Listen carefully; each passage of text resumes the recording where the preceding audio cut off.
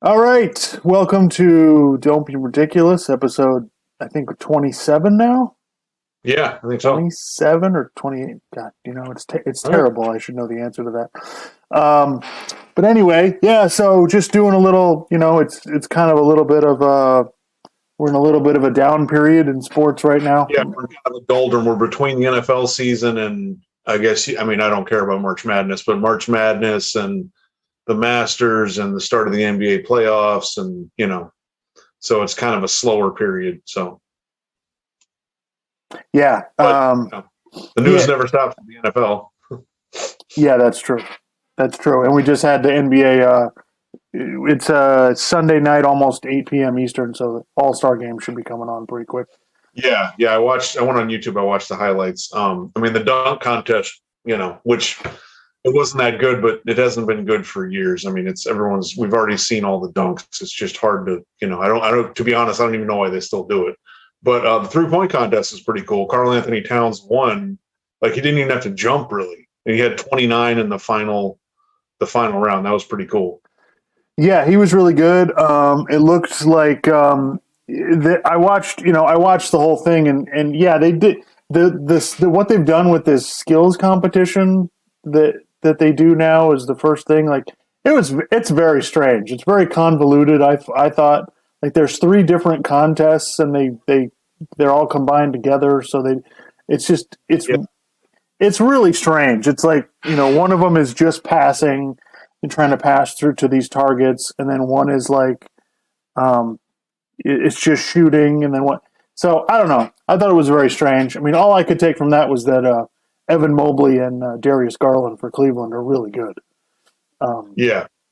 and yeah, the 3-point shootout. I was kind of surprised that Karl Anthony Towns didn't have more competition. I thought Trae Young would have done better, but I mean, I thought Kennard in the first round he looked pretty good, and then the next one he just he kind of flamed out, I guess. And Trae Young, yeah, I thought he would have done better. You know, it's but the 3-point contest, I always find it fun. It's just like when a guy gets rolling, it's always fun. The dunk contest, just like I said, they've done all the dunks before, so I just can't. Like when someone completes the dunk, I'm like, yeah, that's actually really hard, but I've seen it before. Like there's nothing else you can do. yeah, I mean, I think I think it's about every 4 years it's decent when you get some really special players in it. The last one with uh, Aaron Gordon and Zach Levine, that was actually really good. But you Yeah. just don't. It's just like you don't get it every year, and this year was especially bad. Nobody could make their dunks, so they were all missing them and having to try them, 7 times, and so it was. Yeah, it kind of sucked. Like they were saying last night on the broad. This is what I find interesting. Like I don't think this would ever happen in football. Like they would never, take shots at the event while it's going on.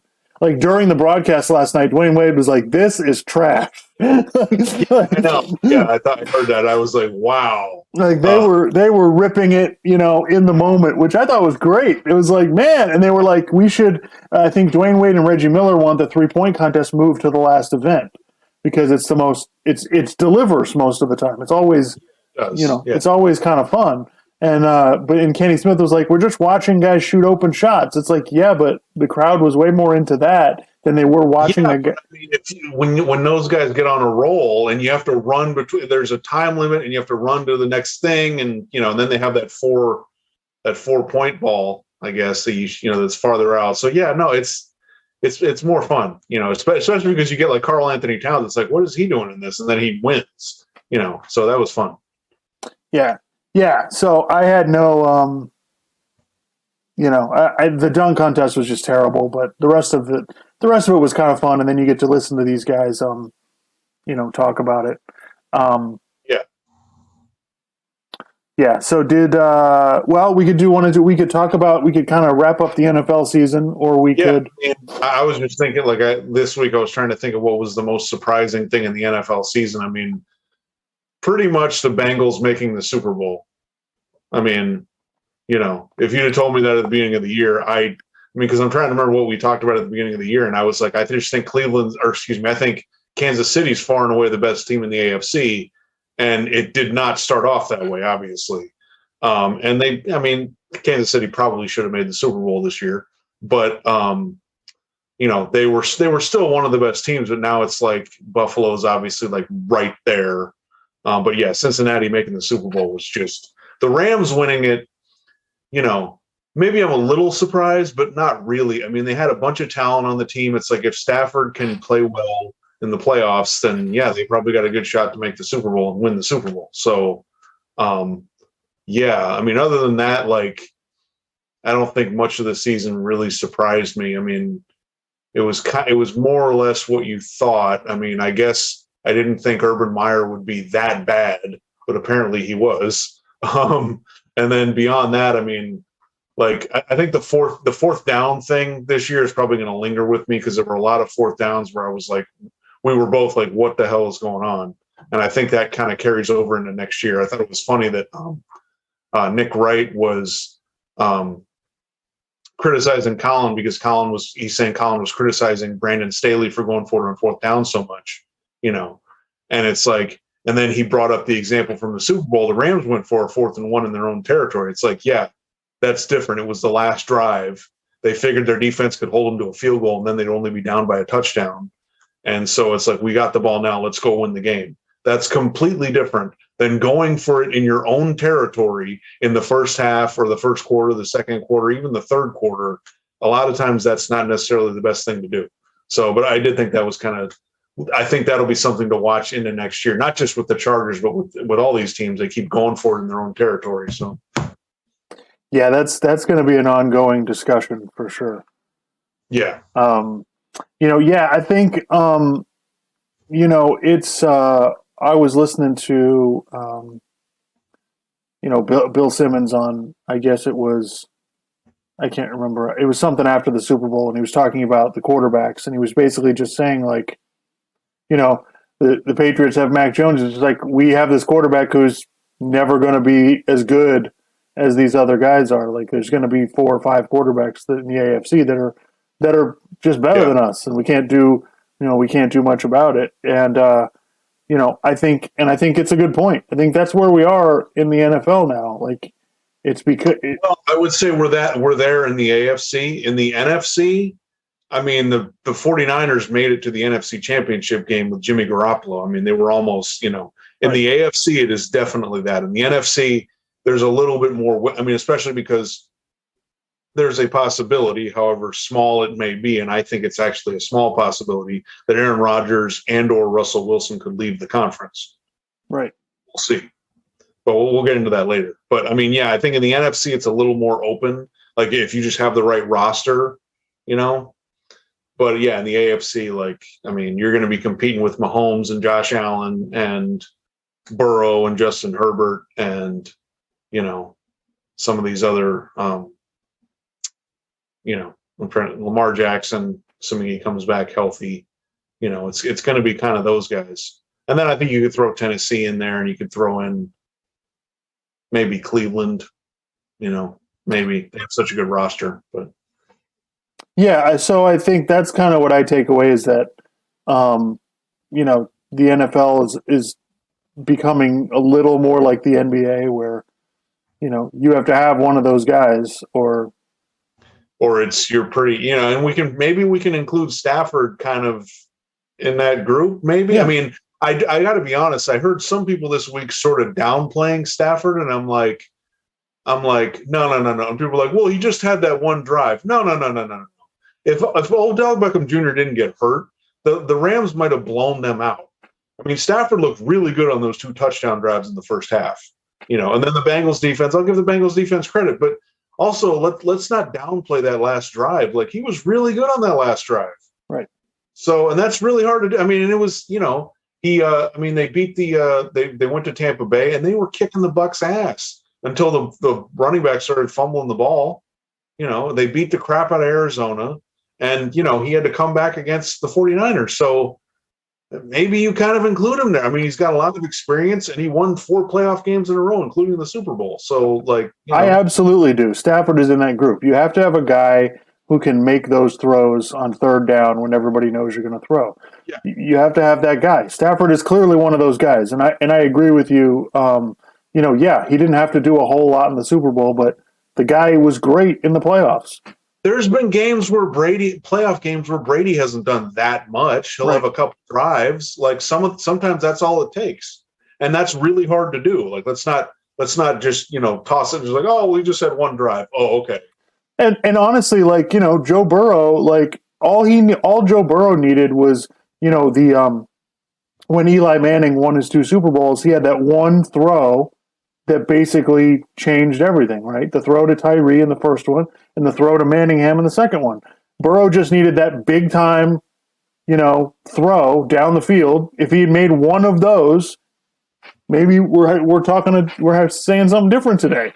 So that's what it comes down. That's how close this stuff is. But I think in order to get into that discussion, you've got to have one of those guys, and it just becomes more and more clear in the NFL if you don't have one of the top 8, 10, 12 quarterbacks, whatever it is. Yeah. You're done. That's true. Yeah. But it is interesting though. And that, I guess that sort of transitions into like the off season stuff. So like, while it is true you want one of those guys, there's only so many. So there's going to be a lot of teams that don't have that. And then the question becomes, well, do we draft somebody? Do we try to get a free agent quarterback? Is there a way for us to get better at the quarterback position? And like, for some, like I've been hearing stuff like people are like, oh, well, how can the Titans stay with Ryan Tannehill? And I'm like, all right, slow down. Like Nick Wright was saying this, like, how are you going to stay with Ryan Tannehill? I'm just like, look, is he an elite quarterback? No, clearly not.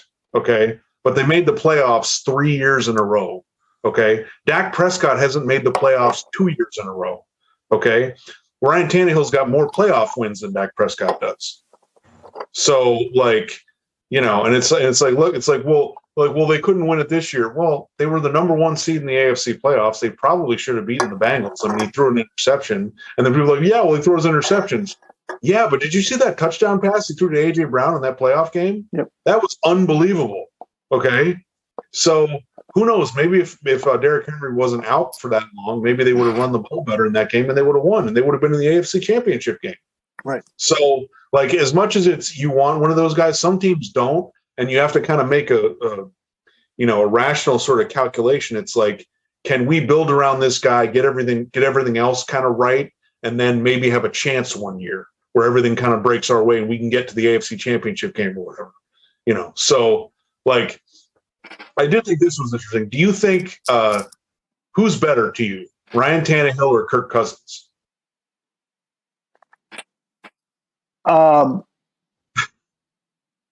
It's like, I was thinking about that, and I was when I first heard it, I went, "Oh, Tannehill," and then I was kind of like,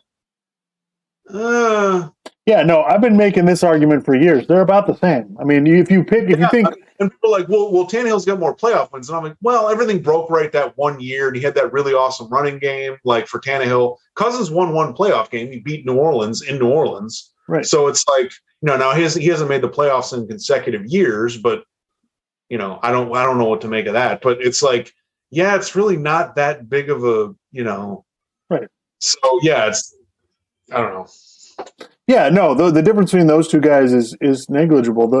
The hard ones to me are like Carson Wentz, right? It's tough. Because at one point he was really good. The year the Eagles went to the Super Bowl, he was MVP level good. And then you look back at this season, and the rumors came out last week or 2 weeks ago. Yeah. Well, the Colts might get rid of Carson Wentz, and it's like, okay, but he had 27 touchdowns and 7 interceptions. Now that's difficult. That's not necessarily elite, but that's difficult to go out and get. Right. Like, who else does that? I mean, there's not very many. Right. And it's like, now were 3 or 4 of those really bad? Yeah. Yes, absolutely. Stafford had some really bad ones too. That's true. He won the Super Bowl. So it's like, what do you know what I mean? Like, you're really going to we're going to get rid of him? To me, that's why it's kind of a ridiculous take whenever people say this. I'm like, the only way you can make that a rational take is you need to tell me who you're going to get, who's better. Right. Okay. because I'm thinking about it. I'm like, well, would you trade, Ryan Tannehill for Kirk Cousins? It's like, would you trade Kirk Cousins for, I mean, I'm trying to think of, it's hard to, I was listening to ESPN radio on Friday, I think, and they were talking about what did they predict would happen with different quarterbacks. And someone was like, well, the Raiders should trade Derek Carr and get Jimmy Garoppolo. And I'm like, why would you do that?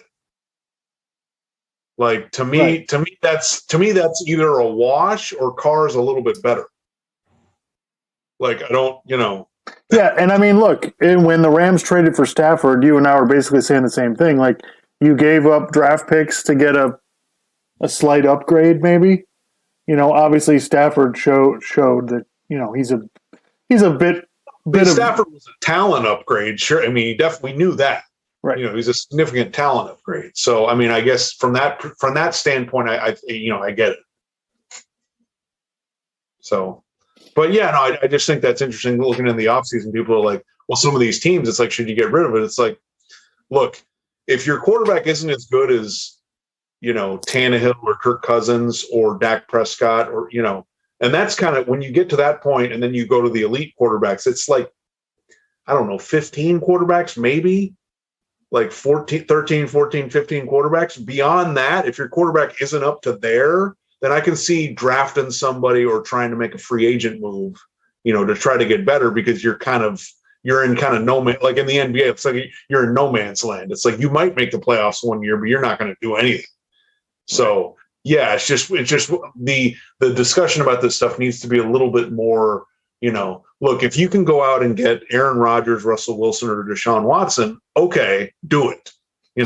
Beyond that, 6 of one, half dozen of the other. I mean, it's just kind of, I don't know. Right. So yeah, I mean, looking ahead to next year, I got to be honest with you. And we said this earlier, like, I just don't see the Packers trading Aaron Rodgers. All these people think it's some foregone conclusion. Oh, he's going to go to Denver. He's going to go to San Francisco. And I'm just like, the Packers have to trade him. Like, why would you Doug Gottlieb was saying this on Friday. He was like, yeah, I don't think you want to be known as the GM that traded Aaron Rodgers. So I don't know. And people are like, oh, he's definitely, it's like, maybe he still wants to stay. I mean, Yeah, no, I've thought from the beginning, I thought that the whole idea that, they came to an agreement before the season started that, Rodgers would play for one more year, and then if you wanted to leave, that they would agree to trade him. And I never bought into that. I don't think a team makes deals like that. Teams don't make deals where all right, we'll trade you in a year, even when you have a year left on your deal. Yeah. I just don't. I don't think so. Now, if Rodgers was to the point where he just was adamant he didn't want to play for them anymore, I get it, but holding out, like doing what Ben Simmons did and not playing is one thing because there's so many games in the NBA and right. It's understandable. But in football, it's really hard to do that because the rest of the team looks at you like, what's wrong with you? When guys, because in the NFL, guys are putting their bodies on the line. It's a dangerous game that you're playing. So I don't buy it. Look, I could still see it happening, but if you're asking what if I'm predicting, I don't think it's going to happen. I just have a hard time believing it. So, I mean, and like what I find more interesting than that is people thinking Russell Wilson's going to go somewhere.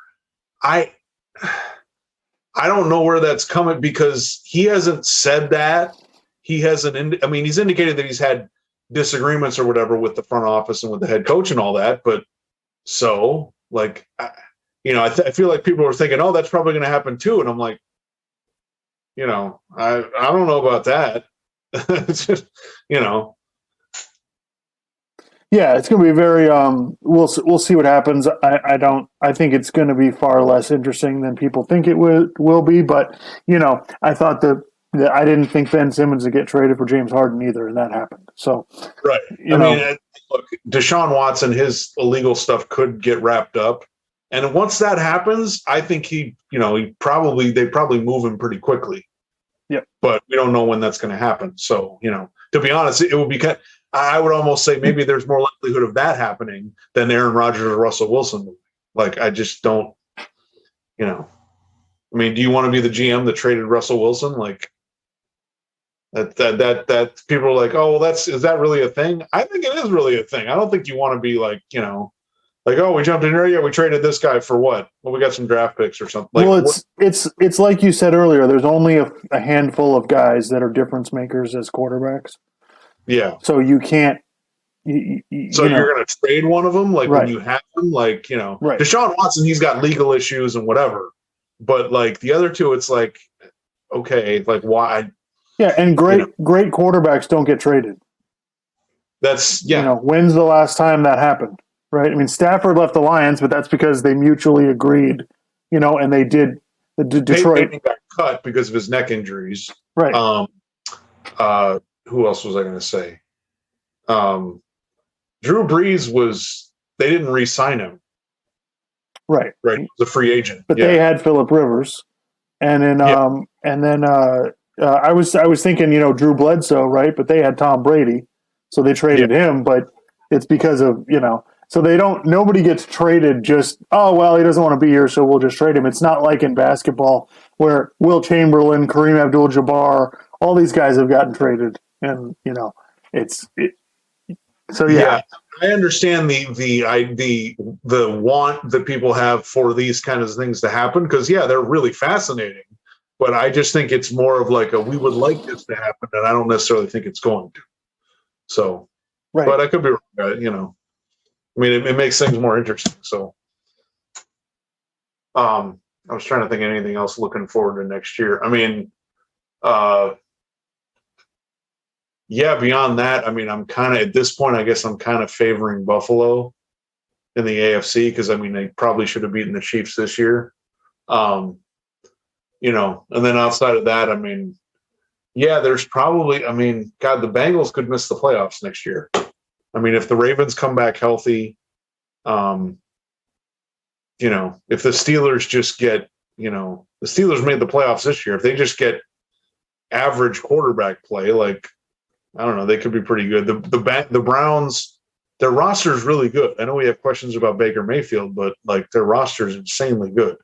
So, I think that's kind of, and Trent Dilfer made the point. He's like, it's not like you can just go out and get 5 new offensive linemen.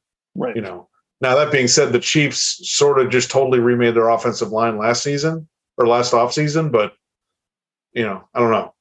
Well, and that's the thing. The Bengals, I think the left tackle was hurt, so they have a couple of their offensive linemen are okay, but you should be able to go from the worst offensive line in the league to somewhere in the middle in 1 year. This was always my criticism of the Dolphins. Like, I'm not asking that you have a top 10 offensive line, but can you be 18th?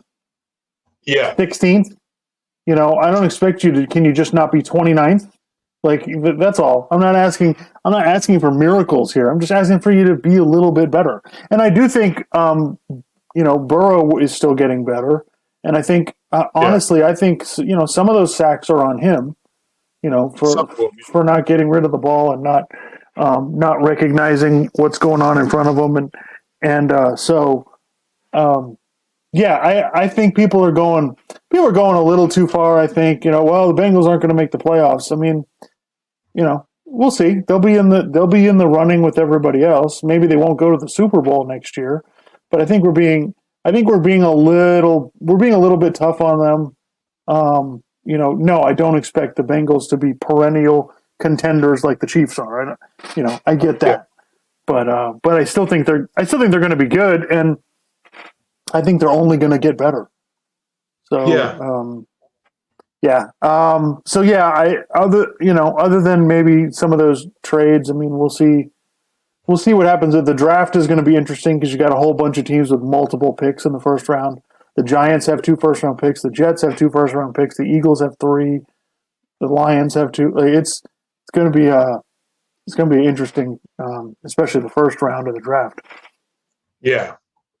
But we'll start to see some of these quarterbacks get talked up into, I don't know if he's a first round pick, and then I think he's in the first round, and I think he's at the top of the first round. I think he's going to get picked number 1 overall. Like, how that goes.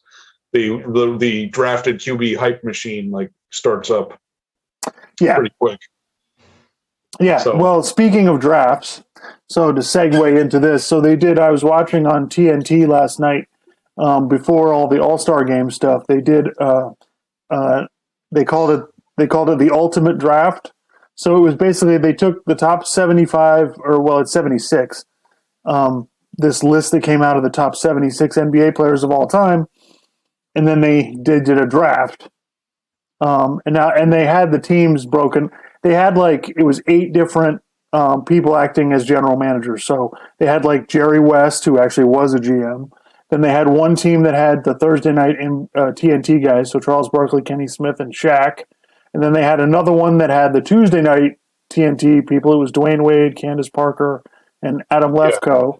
And they had Sue Bird was drafting a team, and they had Quavo, they had D.L. Hughley, Dominique Wilkins.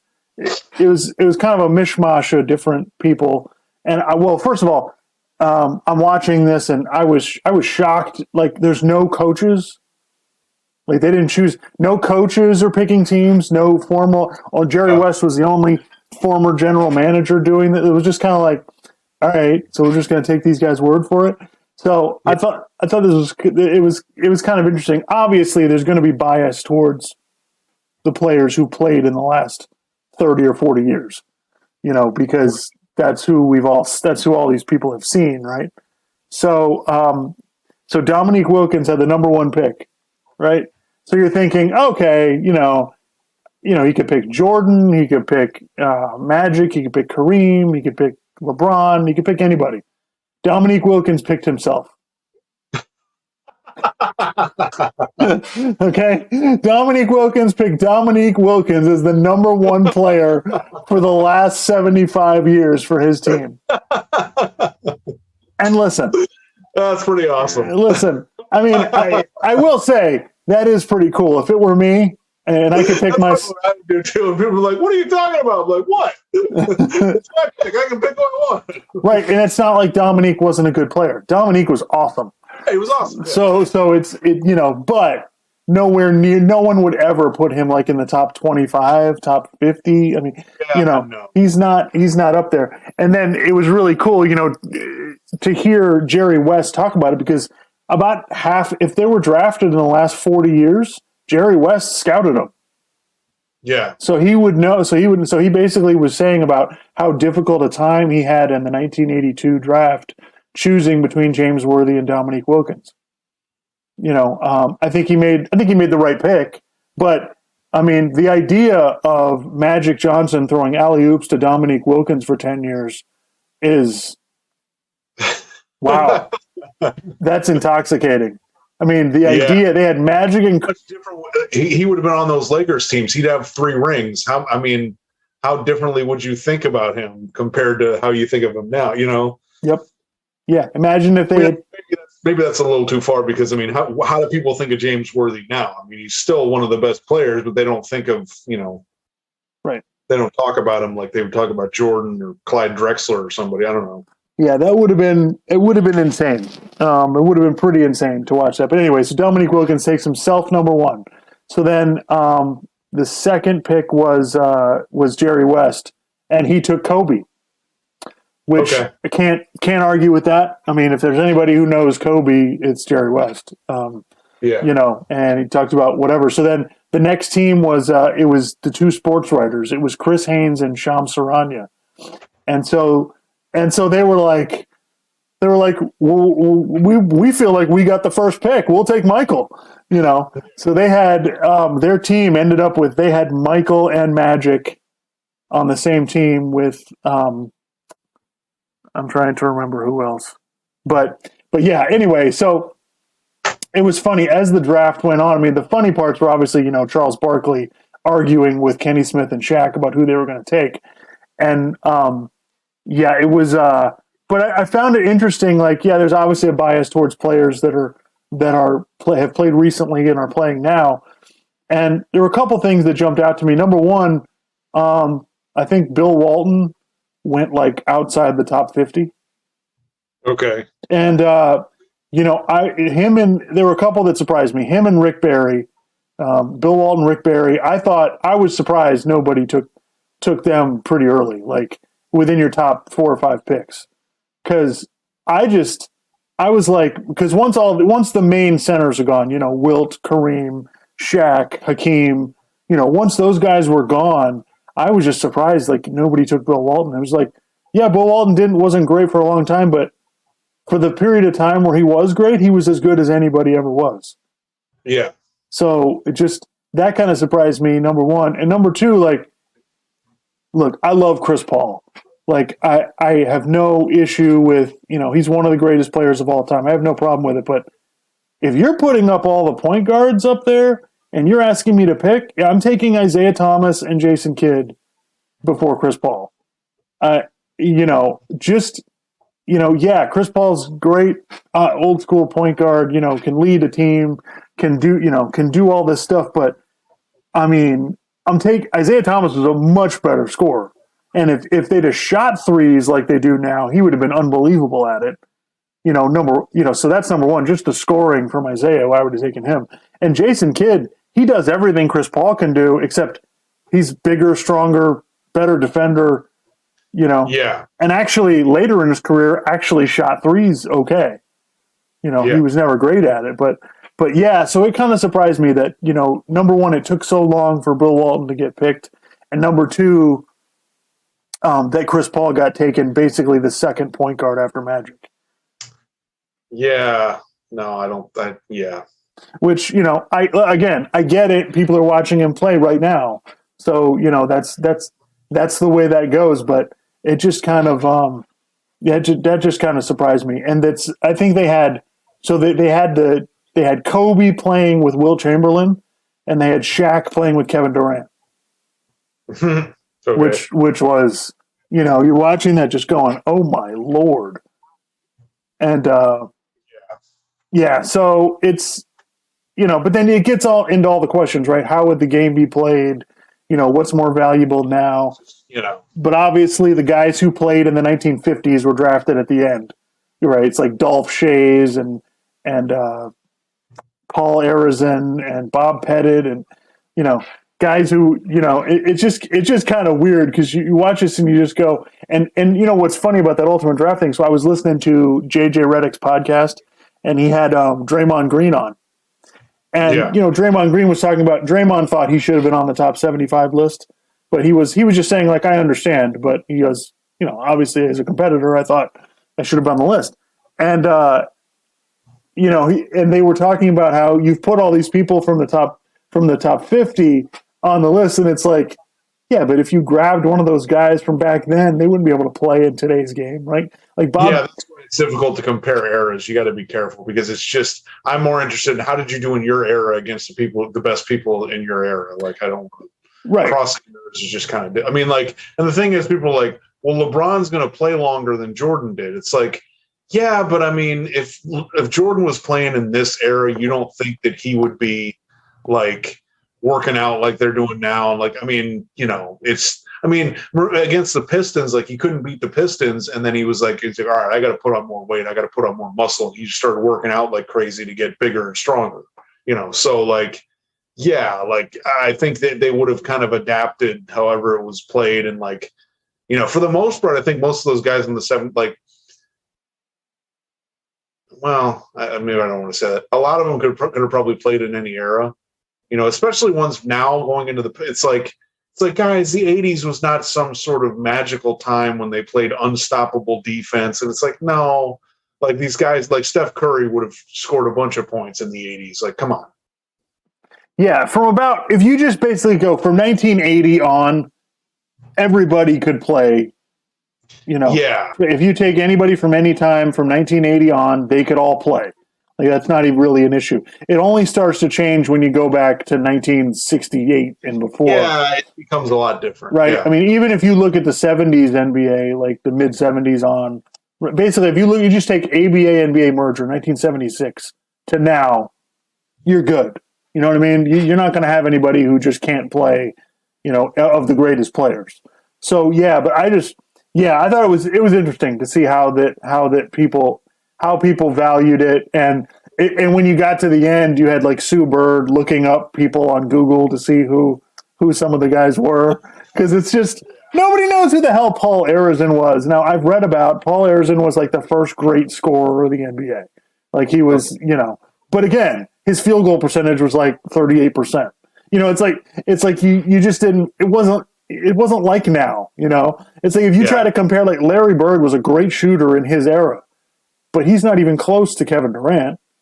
Yeah, no. It's just so it's some of it is ridiculous and some of it's personal preference, but I thought it was kind of interesting, the way that I would be interested to know like if they did like former coaches and got them, like if you got because they have people who work for TNT, right? Like why didn't they have Stan Van Gundy,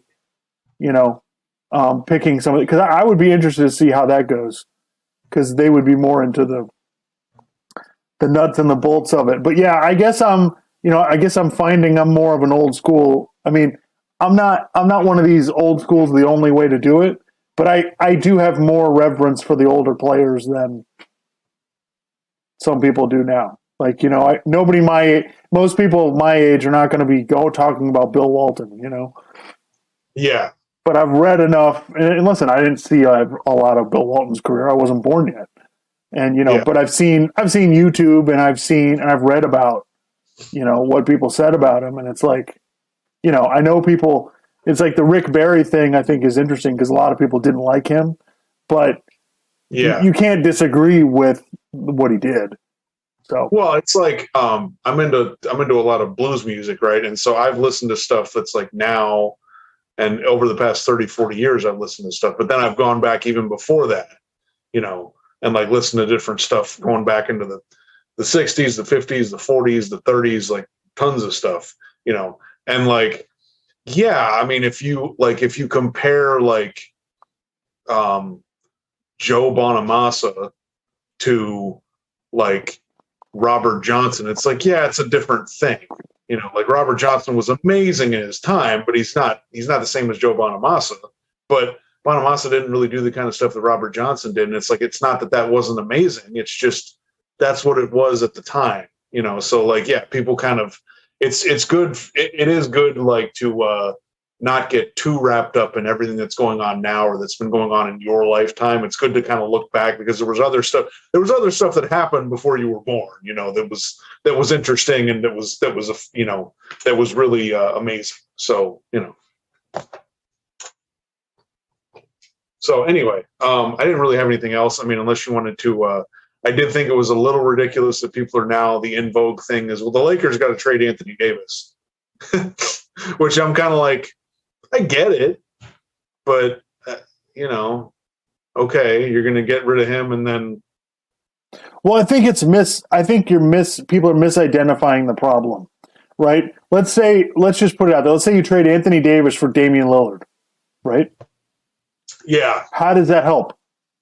Yeah, it doesn't. No. That doesn't solve your problem, right? The problem with the Lakers, right? So, well, Anthony Davis can't stay healthy. Well, you knew that when you got him. Number one. Yeah. No, number two, but mostly in the playoffs, he's been pretty healthy. We'll see. He wasn't healthy last year, obviously, but we'll see. We'll see how it goes with that. But no, the mistake they made, and I've said this before, is it's not just trading for Russell Westbrook. Russell Westbrook is one thing, but they completely remade the entire team. Like they have LeBron, Anthony Davis, and then they kept Talen Horton-Tucker, who didn't really play much anyway. And that's it. They changed the entire rest of the roster. Yeah. So, they made an error with that. They took a risk and they got it wrong. It's funny, like they didn't need to do anything last year. Like after they lost last year to the Phoenix, it was just like, all right, just run it back. That was my attitude. Just run it back next year. And they made this gigantic wholesale change. And, one of the guys they traded to Washington for Russell Westbrook, Washington already traded Montrezl Harrell to another team. Yeah. So it's really that's where they really messed up. I don't see how Anthony Davis fixes anything for you. Yeah, and then I'm thinking about it. I saw these different trade scenarios. They're like trade Anthony Davis to the Heat for Bam Adebayo and Jimmy Butler, and I'm like, guys, we saw Anthony Davis be the centerpiece of a team in New Orleans. Not like Right. you need other guys. Like I don't. Just as a Heat fan, I was like, I don't know why you would really do that. I don't necessarily think that improves your team. Right, and why would you trade Bam, a young player we don't even know how good he can be yet, for Anthony Davis, who we know what he is? Yeah. Why? And he's more expensive. Why would you do that? Like that's not. Yeah, the whole thing, and we said this at the time. The whole thing in the offseason, I was just like, guys, you got Anthony Davis and LeBron. Okay, they need to be great. You just need to fill in the other pieces. You just need shooting and defense. That's it. If you got that, you got it. You're a contender. That's all you can ask for. And then you just LeBron and Anthony Davis go out there and be great, and then we may be able to win the whole thing. Like I think people try to overcomplicate it, and it's like I'm not necessarily against super teams, but look, if you take on that much salary, like you kind of limit yourself, and then it can be hard to get out of. So. Yeah, it is kind of funny. We're all this Russell Westbrook hate, which is like, well, we knew that was going to be the problem, but there's plenty of other problems too. So, Yeah, no, it's to me, it's the whole roster construction. It's not we're blaming Russell Westbrook for being Russell Westbrook, and we're blaming Frank Vogel for, it's none of that has really anything to do with it. Yeah, I get annoyed with that when it's like, well, Frank Vogel did this and this and this. It's like, well, there's only so much you can do with a roster. Like, what are you supposed to do? Like, you're playing 4-dimensional chess or something like that. Like, I don't. Yeah. The other thing that I wanted to mention that it's a common theme for Colin Cowherd and it's part of a big picture thing that I want to talk about on a different show, but so Colin Cowherd's been saying, for a while, he's the whole season, he's basically been telling us how well the NFL is run and it's such a great business. And, he's talking about the TV ratings, came back because, politics have been kind of kept out of it. And, so he's basically saying that, we had the Super Bowl ratings were up like 8%, whatever. Basically, what happened is the Super Bowl ratings got back to normal this year, right? Because COVID is less of a problem, and there's less, so it's basically it got back to where it's 110 million people in the United States watching the Super Bowl, and so Colin's going on and on about how the NFL, this is how well run the NFL is, and they create this. They got the best run league and the best business model, and that's why they're the most popular. And I've disagreed with. They do some things well. I mean, I don't want to say that they're completely a complete mess, but maybe that's overblown, I guess. But they don't do anything better than any other league does. Like every other league does things well too. So I just completely disagree with his take that. First of all, it has nothing to do with how smart the NFL is. Okay, we're addicted to football in this country. Yeah. Okay, that's what it is. What it is like. That is our heroin. Okay, we're hooked. We can't get off of it. Okay, the NFL's heroin, and the league is the drug dealer. And it's like I was comparing this the other day. I was like, I don't care how well run my meth dealer is. I don't care how smart he is. Does he have good shit? Okay, great. I'm in. Nobody gives a crap. It's like the show Breaking Bad. It's like, was Walter White's drug empire really well run? No, it was a mess. No, that was one of the best parts of the show, is like the first season where they have no idea what they're doing. They're doing everything wrong, and it makes it entertaining. You're making money hand over fist because, you're selling drugs. Like, right. The NFL is not rich because they're so smart and because they have all this stuff figured out. Please. Like, all they're doing, maybe they figured out how to turn the meth blue. Congratulations. It's just, I think it's just complete bullshit. The whole coaching thing with the minority hires is a disaster. The Washington Redskins fiasco is a complete mess. Okay, you had the owner basically pimping out his cheerleaders as prostitutes. You had just sexual harassment all over the place. Okay, Yeah, the Dallas Cowboys had something. right? Exactly. Dallas Cowboys with the cheerleaders. Like the concussion thing, like the Ray Rice scandal. This is ridiculous. Like that. Don't tell me how smart the NFL is, and this is why all these people watch it. That has nothing to do with it. We watch it because we're hopelessly addicted to it. Okay, we can't help. The gambling thing is now legal all over the place. Like people just love this shit. It fits into our culture perfectly, right? It's once a week. It's only part of the year, right? We got everybody, So I just think it's nonsense. I think the NBA does a really great job too. They have some issues that are specific to them that are a serious problem. Okay, but for the most part.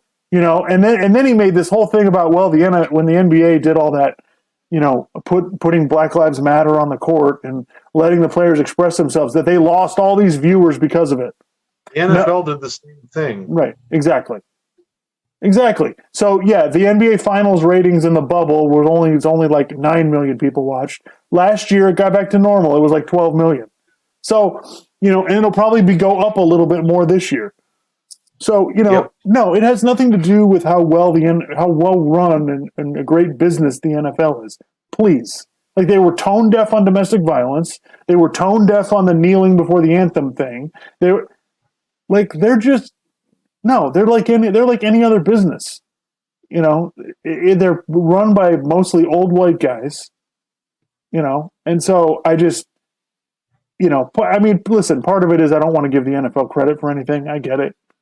But that being said, the NFL has done some things really well. The Super Bowl in Los Angeles was great. The way they did the draft during the pandemic was great. Like the NFL does a lot of things well. I'm not saying that they don't. I'm not trying to that they don't, but this we got to be honest here. Like, it's not this idea that the NFL has got it all figured out. Like, give me a break. I mean, Facebook makes tons of money. Are they well run? Like, I don't know. Right. They're also stealing our information and selling it to Russia. But, hey, big deal. You can't get it. You can't get everything right. And I understand that. But I'm not the biggest. I'm certainly not the biggest guy who praises the NFL for anything. So, yeah. I just thought that was ridiculous. That was the only thing this week that kind of jumped out at me. And yeah. I mean, we're just addicted to foot, and it's like the NFL is well run. Well, I mean, look, the TV product is great, and like you said, it fits into our lives, and we love gambling on it, and it's the perfect thing, It's like, well, why isn't baseball as popular as it used to be? I mean, they've had some problems with the running of their sport, but I mean, there's so many different issues with that. It's not just the running of the sport, That's why there's declining participation in baseball for a variety of reasons. It's, there's a whole list of things. So it's not, I agree. That's a good point. Yeah. I think what I don't like is how the NBA gets marginalized as, they can't do anything right. They don't know how to deal with any of these issues. There'll be a fight in an NBA game involving two black players and everyone will go nuts about it. Meanwhile, the NFL has basically legislated violence, and they have way more people getting arrested than the NBA does. Right, right, and everybody gets upset about that. So there is a narrative that goes with it, and the NBA has historically had a lot of problems trying to sell a sport with mostly black players. There's so many reasons why football is popular. I mean, like the NHL, are you going to tell me the NHL playoffs isn't more competitive than the NBA playoffs? Because it is pretty much every year, but the NBA gets better ratings. There's a variety, the NHL, you could complain about the way it's run for different reasons, but I mean, it's not really necessarily the running of the league. It's just for whatever reason, a variety of reasons, people are into the NFL where they're not into, so they're not into other stuff, I guess. Yeah, and in Europe they don't care about hardly any other sports, but when it's the soccer game's on, they are, it's crazy. Like I think I talked about this last week. Like so, I said 110 million people in the United States watch the Super Bowl, and you can add another 30 to 50 million. You add in the rest of the world. The Champions League final game last year had 700 million people watch it. Okay, Yeah. So it's all relative, and I just I think the NFL it's a combination, right? The NFL does some things well, they do some things not so well, but I don't think it would really matter. Like this is my point that it doesn't make any difference. It doesn't make any difference how many scandals the NFL has, what team owner is doing what. The Dolphins owner is apparently trying to pay his coach to lose. It doesn't matter. When the game's on, the game's on. It makes absolutely no difference. Yeah. So I guess that's what I'm saying. It doesn't matter how well run it is. We're hooked. Yep. All right. Well, I guess we'll start. We'll sort of transition into NBA talk and NFL draft talk, I guess, over the next couple of months. So. Yeah. Should be fun. It's going to be. I'm really excited to see what happens with the NBA, because the NBA is definitely wide open this year. Yeah. All right. All right, folks. Thanks for tuning in. Take care. See you later.